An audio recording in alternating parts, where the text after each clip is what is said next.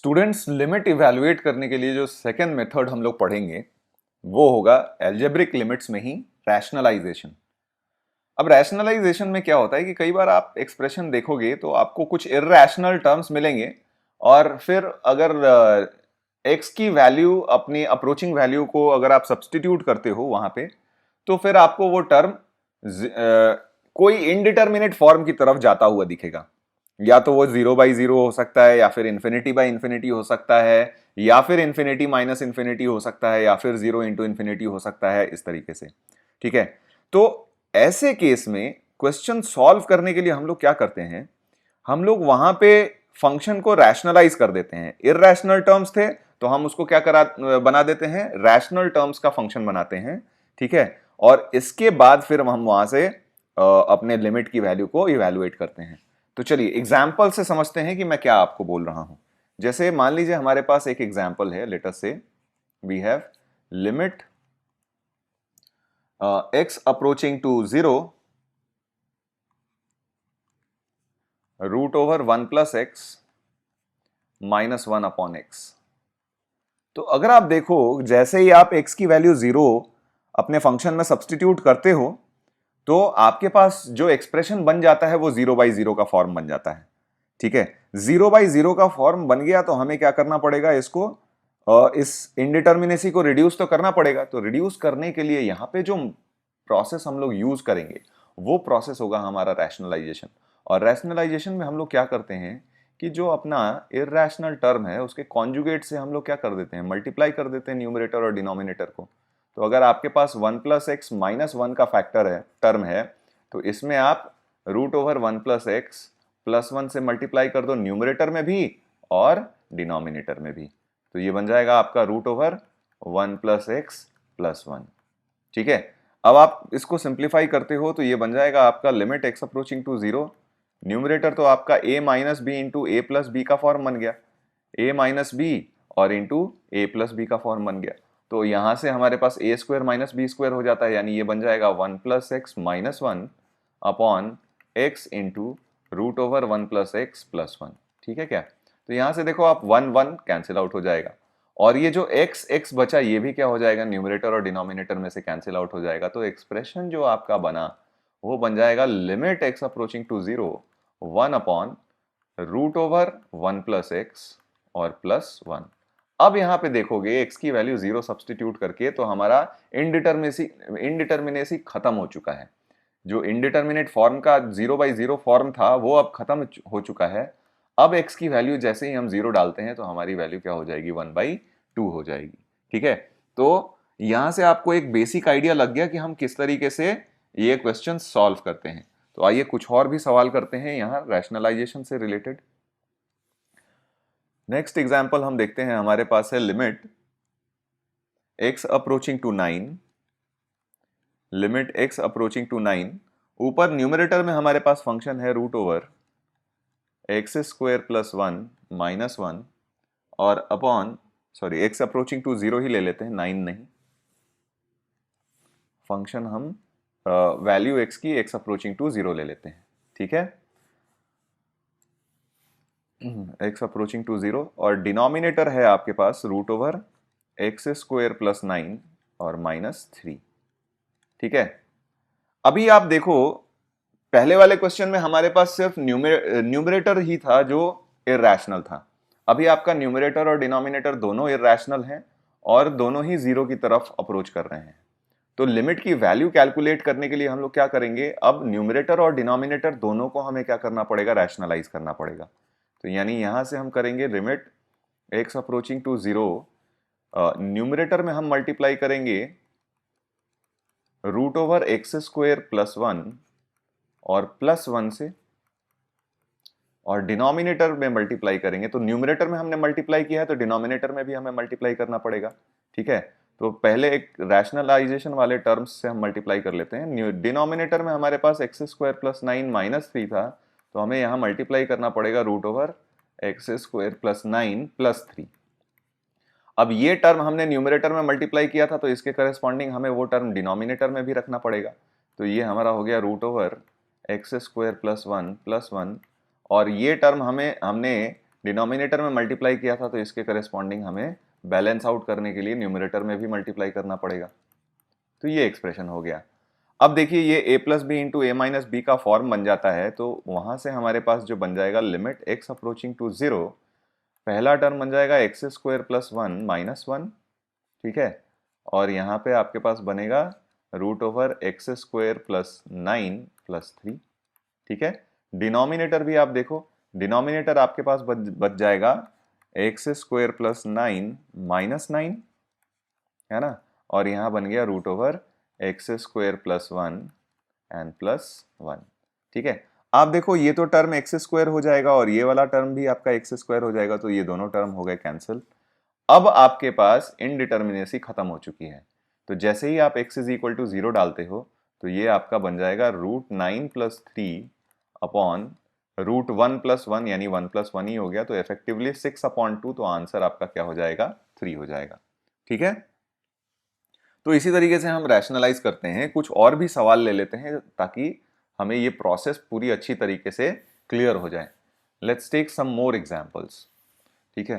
तो next example अगर हम देखें तो हमारे पास है लिमिट x अप्रोचिंग टू 2। चलिए लिख लेते हैं इसको। एग्जांपल है लिमिट x अप्रोचिंग टू 2, और यहां पे हमारे पास फंक्शन दिया हुआ है स्क्वायर रूट ऑफ, ठीक है, 1 plus square root of 2 plus x, ठीक है, और minus root 3 divided by denominator है आपका x माइनस 2। अगेन आप देखो ये 0 बाई 0 का फॉर्म बन रहा है, ठीक है। तो हमें दिख रहा है कि न्यूमरेटर हमारा इर्रेशनल है, तो हमारा सबसे पहला जो स्टेप हो जाएगा वो ये होगा कि अपने न्यूमरेटर को रैशनल बनाना। तो रैशनल बनाने के लिए हमने क्या किया, इसमें इसके करेस्पॉन्डिंग कॉन्जुगेट से मल्टीप्लाई किया, तो ये 1 plus square root of 2 plus x था माइनस रूट 3, और इसमें हम मल्टीप्लाई करेंगे square root of 1 plus root over 2 plus x and plus root 3 से, ठीक है। और डिनोमिनेटर में भी हमें क्या करना पड़ेगा, फिर ये मल्टीप्लाई करना पड़ेगा, तो यहाँ पे बन जाएगा आपका x minus 2 into root over 1 plus root over 2 plus x and plus root 3, ठीक है। सिंप्लीफाई करने के बाद एक्सप्रेशन हमारा बन जाएगा लिमिट x अप्रोचिंग टू 2, और ये a plus b into a minus b का फॉर्म बन गया, तो ये बन जाएगा आपका 1 plus root over 2 plus x and minus 3 divided by x minus 2 into ये आपका root over 1 plus root over 2 plus x and plus root 3, ठीक है। तो ये न्यूमरेटर अभी आपका बन गया रूट ओवर। अच्छा एक बात यहां पे समझो आप, ये वाला टर्म हम यहां पे भी लिखे, यहां पे भी लिखे, और जब तक हमारा फाइनल फॉर्म मतलब इनडिटर्मिनेसी हट नहीं जाता, ये टर्म को हम बार बार लिखेंगे, ठीक है। तो बार बार लिखने से बचने के लिए हमें क्या कर सकते हैं हम, कि इसकी लिमिटिंग वैल्यू पहले ही निकाल के हम बाहर ले सकते हैं। क्यों? क्योंकि इसकी लिमिटिंग वैल्यू अगर हम पहले ही बाहर निकाल लेते हैं तो जो रिमेनिंग टर्म बचेगा उसकी भी लिमिटिंग वैल्यू हमारी फाइनाइट आएगी। अच्छा ऐसा प्रोसेस, एक बात समझो मैं क्या कह रहा हूं, मैं ये कह रहा हूं कि ये टर्म हम लोग अलग रखते हैं, ठीक है। तो ये fx मानते हैं, ये हमारा हो गया फंक्शन fx, और ये वाला जो टर्म है इस फंक्शन को हम लोग gx मानते हैं। तो ये तो हमारा limit x approaching to a fx into gx का फॉर्म है।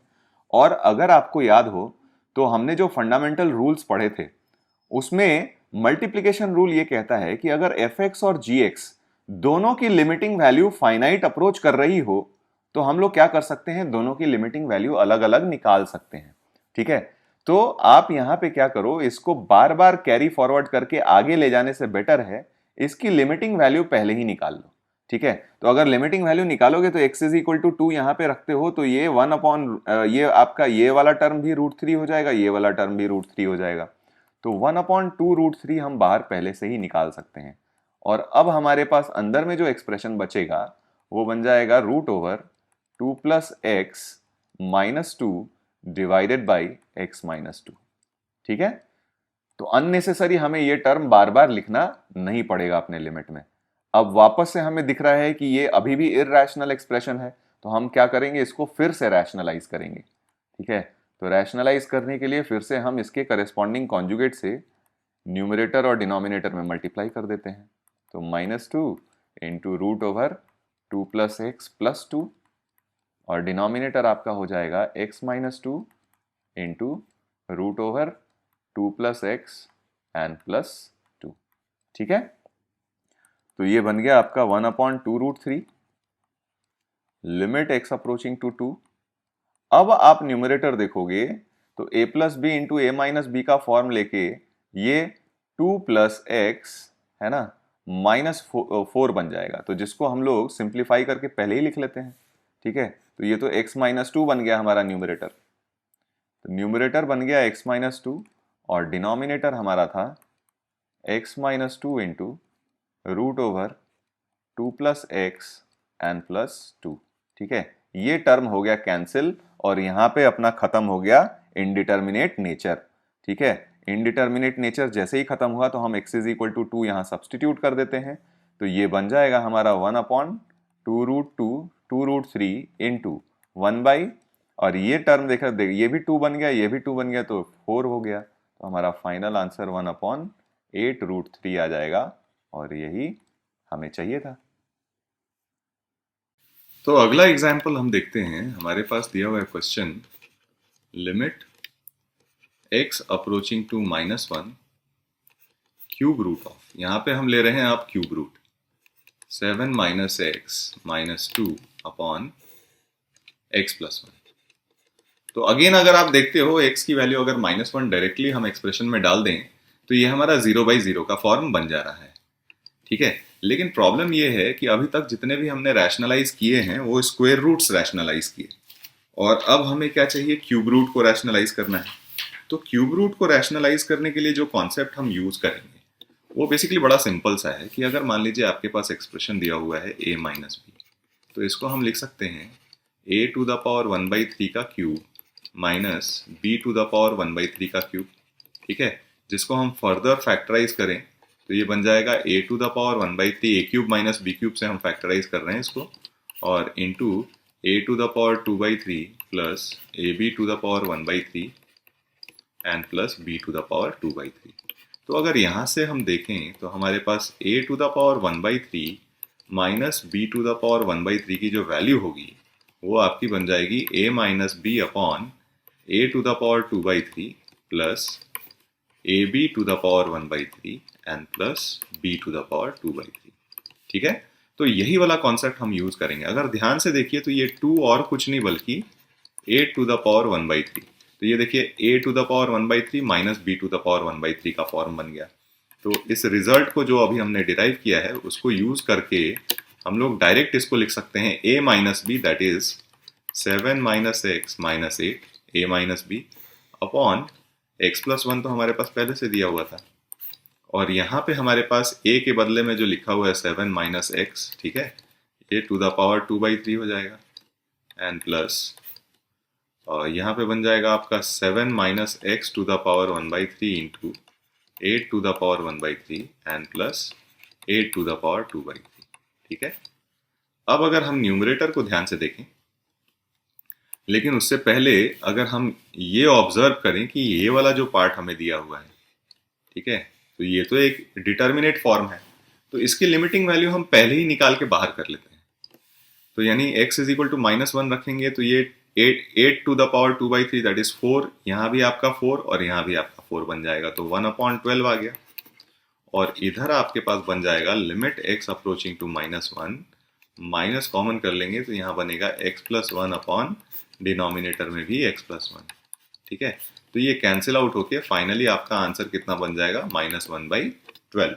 ठीक है, तो अगर मान लीजिए स्क्वायर रूट के अलावा भी अगर मान लीजिए क्यूब रूट होता है तो उसको हम ये कॉन्सेप्ट यूज करके रैशनलाइज कर सकते हैं। ठीक है, एक सवाल और करते हैं हम यहाँ पे। ठीक है, एक सवाल और करते हैं जो क्यूब रूट से ही रिलेटेड है। तो सवाल ये है कि लिमिट x अप्रोचिंग टू 1, ठीक है, ये आपका बन जाएगा cube root of x square minus twice of cube root of x and plus 1 divided by denominator है आपका x माइनस 1 होल स्क्वायर। ठीक है, x माइनस 1 होल स्क्वायर। तो ये एक्सप्रेशन बन जाएगा। तो कई बार क्या होता है कि यहाँ पे अगर आप ध्यान से देखो तो ये थोड़ा अजीब सा एक्सप्रेशन तो दिखेगा आपको। ठीक है, थोड़ा अजीब सा एक्सप्रेशन दिखेगा। तो कई बार क्या होता है कि एक्सप्रेशन को सिंप्लीफाई करने के लिए या सिंपल लुकिंग दिखने के लिए हम कुछ सब्स्टिट्यूशंस कर लेते हैं। तो यहाँ पे हम क्या करते हैं कि देखिए, क्यूब रूट ऑफ x को हम t से सब्स्टिट्यूट कर लेते हैं। तो यानी यहाँ से x की जो वैल्यू हो जाएगी वो t क्यूब हो जाएगी। ठीक है, तो ये सब्स्टिट्यूशन करने के बाद हमें ये भी देखना होगा कि सिंस जब x अप्रोचिंग टू 1 है तो t किधर को अप्रोच कर रहा है, तो t भी 1 को अप्रोच करेगा। यहाँ से क्लियरली x की वैल्यू 1 डाल के हम t की वैल्यू निकाल सकते हैं। तो हमारे पास लिमिट का जो नया रूप दिखेगा वो कुछ इस तरीके से दिखेगा। लिमिट t अप्रोचेस टू 1, ये बन जाएगा हमारा T square minus 2t plus 1 upon denominator देखिए आपका हो जाएगा टी क्यूब माइनस 1 का होल स्क्वायर, है ना। अब इसको सिंप्लीफाई अगर हमने किया तो limit x approaching to 1, numerator तो आपका t माइनस 1 का होल स्क्वायर दिया हुआ है और denominator a cube minus b cube से हम फैक्टराइज कर लेते हैं। तो ये बन जाएगा t minus 1 whole square into t square plus t plus 1 और इसका होल स्क्वायर, प्लस 1 भी होगा यहाँ पे और इसका होल स्क्वायर। ठीक है, तो t माइनस 1 होल स्क्वायर तो कैंसिल आउट हो गया और x की वैल्यू 1 रखोगे तो 1 अपॉन 3 स्क्वायर, तो फाइनल आंसर जो हमारा बन जाएगा 1 अपॉन 9। तो अगर हमारे पास क्यूब रूट हो तो इस तरीके से सिंप्लीफाई कर लेते हैं। ठीक है, अच्छा, कई बार क्वेश्चन में क्या होता है कि हमारे पास टर्म्स कुछ इस तरीके से दिए हुए होते हैं सच दैट उनको as a single unit evaluate करना थोड़ा मुश्किल होता है। जैसे फॉर एग्जाम्पल से समझाता हूं मैं आपको। जैसे मान लीजिए हमारे पास दिया हुआ है limit x approaching to 2a plus, ठीक है, और एक्सप्रेशन न्यूमरेटर और डिनोमिनेटर में है root x minus root 2a and plus, ठीक है, यहाँ पे आपका दिया हुआ है root over x minus 2a और डिवाइडेड बाई यहाँ डिनोमिनेटर में हमारे पास x square minus 4a square. ठीक है, तो वैसे तो अगर हम देखें तो ये तो अपना 0/0 का फॉर्म है।